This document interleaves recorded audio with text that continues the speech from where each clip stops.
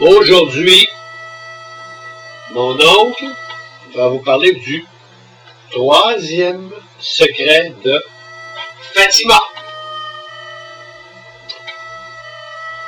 Il y a quelques jours, je suis allé visiter le barrage Manic-Saint, situé à une dizaine d'heures d'automobile de Montréal. Manic-Saint, c'est le fleuron du patrimoine d'Hydro-Québec. C'est un des joyaux, la fierté du génie civil québécois. Un ouvrage impressionnant, le plus grand barrage à voûte au monde. L'histoire commence un peu comme ceci. En 68, à l'inauguration, béni par le pape Paul VI, le premier ministre du Québec arrive pour l'inauguration et crac, décède quelques heures avant les événements. Pour certaines personnes, c'était de mauvais augure. Quelques années plus tard, un dévot, un qui allait à la messe tous les matins, avec Lucien Bouchard en personne, et qui pratiquait une dévotion particulière à la Vierge Marie, suggère à l'Hydro-Québec de mettre au pied du barrage une statue de la Vierge et de dédier les lieux à Notre-Dame ou à Sainte-Marie de l'Énergie. Bon. Tout ça n'était pas méchant.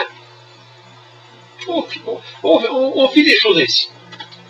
Malheureusement, il y a quelques années, un journaliste s'est introduit secrètement à l'intérieur de la voûte, à l'intérieur des parois, et a filmé de drôles de suintements sur les parois de la voûte. Le soir, au téléjournal, avec l'air suffisant de monsieur Moi je sais, il laissa sous-entendre que la solidité du barrage pouvait être remise en cause. Catastrophe.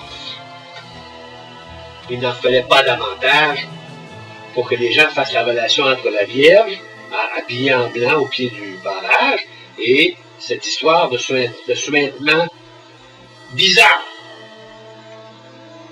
Alors c'est là que les gens commencent à dire, ah ah, c'est ça que ça voulait dire, pauvre Canada, que Pie XII avait dit en 1939 quand il avait ouvert l'enveloppe révélant le troisième secret de Fatima. Ce barrage-là va finir par céder. C'était une légende urbaine, il n'y a rien à faire. C'était parti. Hydro-Québec eut beau envoyer des communiqués de presse rassurants, faire visiter le barrage comme je l'ai fait la semaine dernière, accompagné d'un guide sympathique, une très belle visite et gratuite. Il n'y a rien à faire. La légende est toujours là. Pauvre Hydro-Québec.